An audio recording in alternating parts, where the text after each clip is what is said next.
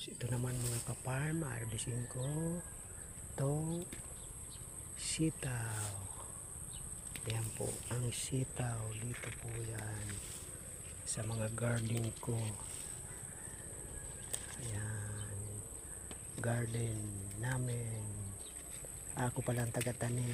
Garden ni Ma'am Saisi. Ayan. Ayan po. Ayan.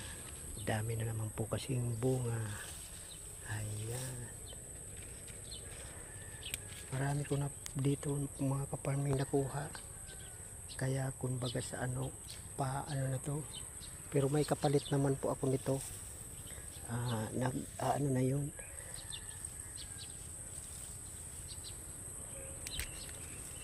Madali naman yun magbunga.